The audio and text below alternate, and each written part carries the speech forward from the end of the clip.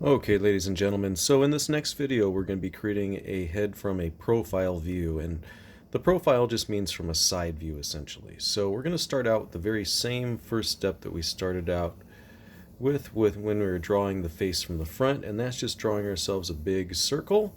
Now you need to make sure you give yourself plenty of room below your circle, not so much above, but definitely below, so that you got some room for your face as well as the neck and hopefully some shoulders as well.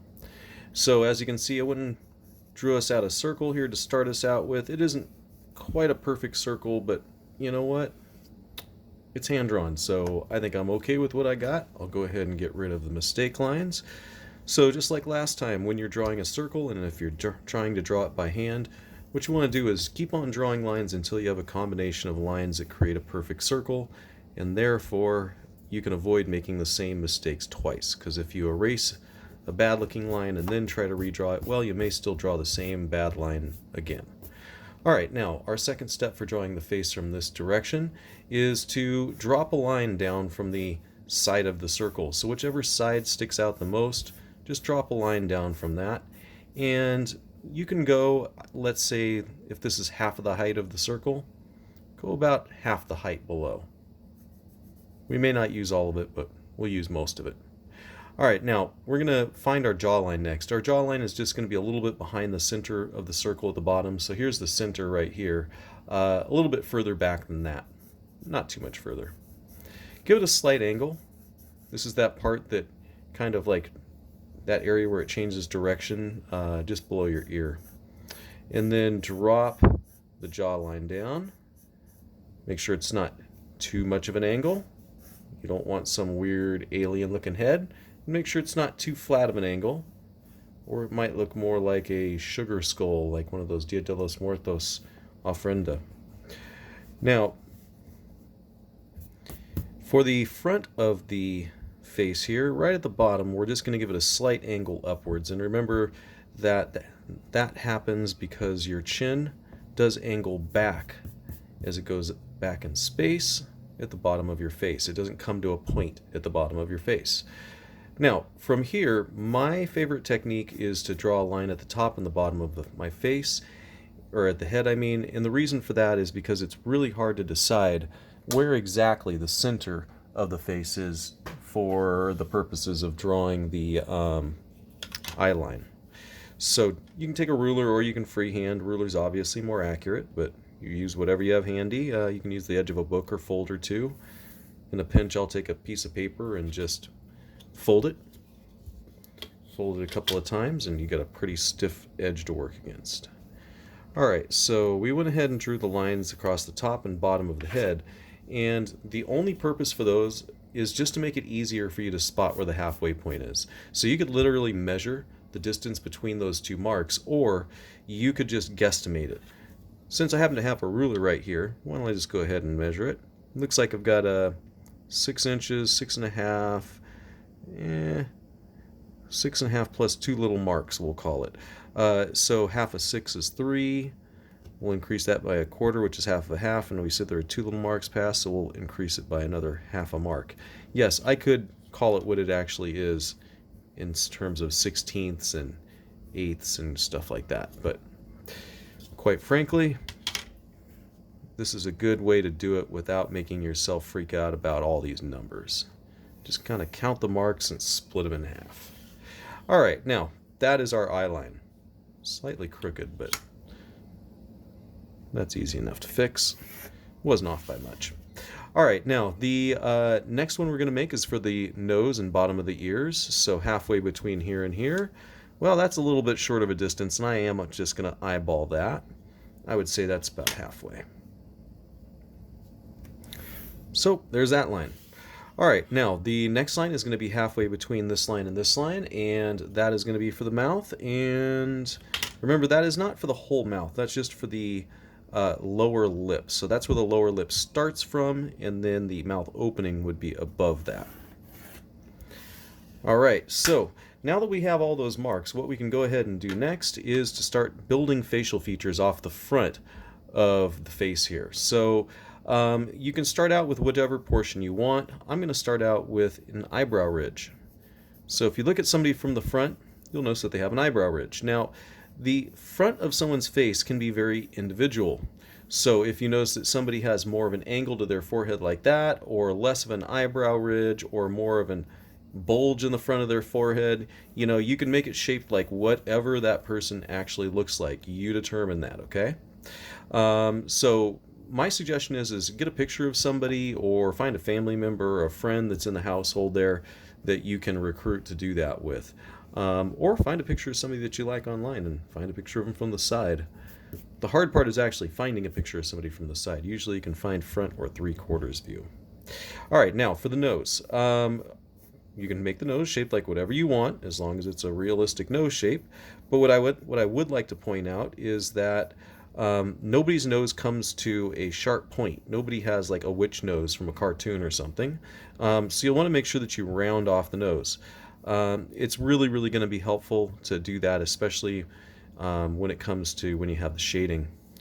Now, lips. Now, I talked before about how typically the upper lip hangs up over the upper lip, but really that is the case only if we're talking about somebody that has a regular bite or an overbite. There's also something called an underbite, where somebody's lower jaw projects more than the upper jaw. An underbite would have been where, somebody's jaw may be way back as opposed to right here. So this would be a regular bite, this would be a underbite, this would be an overbite. Okay? I'm just going to make it a regular old bite in this case. And then chins. Chins, you can basically stick with what you have right here, just throwing some curves in, or you could make it project out more or less depending on the person that you're drawing. Some people have less of a dominant chin, and maybe back here. So you can make it shaped like whatever makes sense for you or the person that you're working from. All right, now the nostril typically happens just past that straight up and down line over here, and the nostril hole will be a little bit ahead of that. All right, now remember that for some people that nostril curve goes underneath that hole like this. For some people it meets right at the edge of that little line right there. So I can't really tell you what everybody looks like, but there's two different ways. And then for the mouth line, just remember it went a little bit past the length of that nose. We don't have an eye yet, but what we can do is we can use that mouth to help us place an eye. So I would say that the front of the eye would be right about here. The eye is essentially just going to be a sideways facing triangle with slightly curved lines, and you can still put in the eyelid. If you think about it, it's almost like half of an eye. Okay? You can still give it a little hint of where the lower eyelid curvature is. Usually that's indicated by a slight shadow, and you can still give it a eye socket. I forgot to get rid of my circle here in this area, so I'm just going to get rid of that real quick. And by coincidence, the eye socket happened to be pretty much going to be where I had that circle at. I just didn't want it interfering with anything. So you can give it that little bit of shadow if you'd like. You can also give it a little bit of shadow for this part where the forehead tucks in. The darker shadow, of course, is going to be the one in the eye socket. All right, now for the eye itself, you can just make it looking forward to make things easy on you. You could make it looking back too, it doesn't really matter. And we're going to do it very similar to how we did from the front. We just see less of it. Remember that a little bit of shadow in the corner of the eye that gets lighter as you go towards the whites of the eyes? That can really help to make the eyes look more three-dimensional too. So I'm going to try to make that happen in here. So I had to clean it up because I had a little bit too much darkness already there just from messiness. So, and then your eyelashes you can still add in. You can make them come from behind the eye itself over here, because that eyelid is going behind on the other side where we're not seeing it. And if you want to get the slight little hint of the lower eyelashes, you can do that.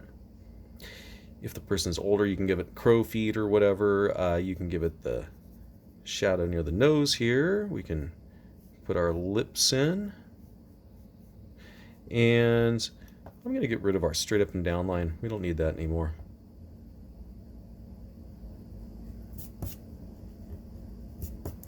All right, so now that we have that out of the way, I can work on the details of the nose a little bit more. So I'm I'm just kind of sketching out really roughly where the breakaway between light and shadow would be, and I'm just going to throw a real light shadow over here. Kind of tapers as we get up near the eye socket, but I'm also going to make it curve and become a part of that eye socket shadow rather than just butting up against it. We're also going to get a little bit of a shadow above the nostril hole, and that nostril shadow is going to come up the front of the nose like that. Let me zoom it in just a little bit more here. Give you more of a close-up view of what we're doing, right? There we go. Alright, so here's the ball of the nose. We're just seeing only half of it at the moment. Usually the darker shadow will be the one on the underside of the nose, but as I mentioned on the face and the front, there is this kind of darker area of shadow there for some reason. And then we have a shadow that's cast into the upper lip area, or the area above the upper lip, by the nose there. And if you wanted to give it the little bit of a smile hint over here, the way that we talked about before, that's cool. Just make sure that this doesn't feel like it's pointing at this. It should be pointing a little bit away from it. All right, now as we move up over into the eyebrow area, the eyebrow starts about halfway between the eye itself and the front of the face, and of course above it. And it's going to end a little bit further past it. Now, I talked before about, look at a real eyebrow. Eyebrow hairs go in all sorts of weird directions that you wouldn't expect. And so my suggestion is just take a look at the way your eyebrow hairs are moving and try to emulate it, because it ain't as easy as you'd think. Now, let's go ahead and talk a little bit more about the lower half of the face. So down here we've got our mouth, and in the mouth area here, we can still make the upper lip darkest. And remember, that's just because it's angling back. You know, it's not catching as much light. It's not coming out into the light. It can be a little bit darker even at the mouth line, and as you're going up on either side of that center of the lip. Now, on the lower lip, remember, we've got that little bit of a cast shadow from the upper lip, and then there's a little bit of a shadow down here, but for the most part, much of the upper lip is going to be in the light, or even having a little bit of a white highlight. And below, and I think I liked my character better with this other jawline that was a little further back. I just felt it really fit the character a little bit better. So I'm going to go ahead and do that. I just erased it a little bit because I want to make sure it still came down to the right line so our proportions were correct. Now, still putting in the shadow, defining where, you know, the chin stops and where the muzzle, I called it before, was. Remember, that's where the teeth are pushing out the skin and therefore catching a little bit more light. And then we've got the shadow that's on the underside of the chin over here that kind of melts in with that shadow beside the chin and with the one that's beside the, or defining the muzzle. And then we've got that combining up with the cheeks. Now remember, all this is for the quote-unquote average face, which is really nobody, quite frankly. Draw what you see. There is sometimes also this shadow that kind of connects up like that, as I talked about in the other video too. Now, with the hair will come like this, and it goes about halfway between here and here. So that is the placement of the hairline. And then we got our ear coming up. So with the hairline, actually, maybe I'll move it back just a little bit. Maybe it's the jaw that needs to move forward, you know? Sometimes you need to play around with things until it looks right. Let's take a look at it as a whole. Yeah, I think that works better like that. All right, now with the ear, we're going to go ahead and put in the basic shape of the ear. Now we're going to see more of it compared to how it looked when we were drawing it from the front. And the steps are essentially the same. We just get to see them a little bit better. So your first step is that we are going to put in that little tab, and the tab is going to run right where that line was. I just wanted to erase it so I didn't erase the tab after we were done adding it. And then we remember it curls around and it creates one side of this ridge that helps to define the deepest innermost part of your ear. Now I don't stop it right up here, I stop it before that because it goes behind this outer flap of the ear, and weirdly enough, that outer flap of the ear on most people curls inwards to go inside of there, and the other side of it is actually going to come from that tab. And then we'll just let this outer flap roll around, and then there is this, and then this outer flap disappears behind this ridge that we already had one side drawn for. And then you might see this line continue out from the other part, and that just stops right above the earlobe area right there. The last portion that happens on most people is kind of a C or V shaped shadow that happens right up there, tucked up underneath that outer flap. Then we can add in our shadows. So the darkest area of shadow will be the innermost part that I talked about before, and that outer flap, as it comes into that innermost part, goes into shadow or emerges from light, depending on where you're starting your eye from.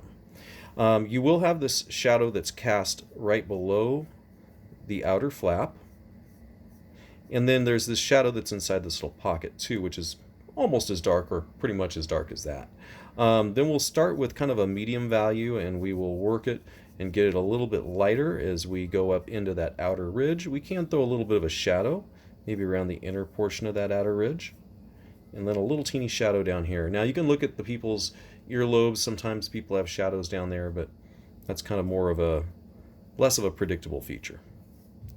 All right, so that is our face, and now all we need to do really is to put in the neck and a little bit of shoulders if we got the room for it. So I'm going to zoom back a bit here. All right, so now that we've got the overall face, there are a couple of things that we need to add. One is just finishing off the hair, but to do that, I'm going to make sure that we add our neck. So not right at the back side of the head, but in a little bit, but still a decent distance from the ear. We're going to put in the back of the neck, and it's just going to be a slightly tilted forward line with a nice transition into the skull. The underside of the jawline usually has a little bit of fleshiness right here. On an older person or somebody that carries weight, it might have a little bit more of a downwards curve. So, you just have to look at your model and see what their shapes are. And then the front of the throat goes like this. And then after a while, you get down here to your clavicle. That's your collarbone. Then right about here, and you can see I'm below the chin line. So a little bit below the chin line is where you're starting to transition into being the back of the person. All right, and then the collarbone travels up like this, and that helps you to figure out where your shoulder is. So your shoulder is right about here, and there's this muscle that kind of curves like this. It's that big thick muscle. And then you've got your big thick muscle right over here in your neck that's going to go like this. It does kind of flare out just a little bit like that. And then in the front of your throat, there is going to be the larynx, which is kind of a little bit of a bulge. On a guy, there's an extra bulge. It's like just a little nodule, and it's called an Adam's apple. Girls can sometimes have a ridge right there, or a notch, or a knob, but it's not something that's really visible, whereas most guys, that's something that's more of a prominent feature if you look carefully. So that's called an Adam's apple, and just remember, just for the guys, not for the girls. So just casting some quick shadows down here just so you kind of know what they would look like if you're wanting to add them, but for the assignment that we're working on, the shadows aren't really a necessity. This is just something to help you out for when you get to your self-portrait assignment, which is coming up next.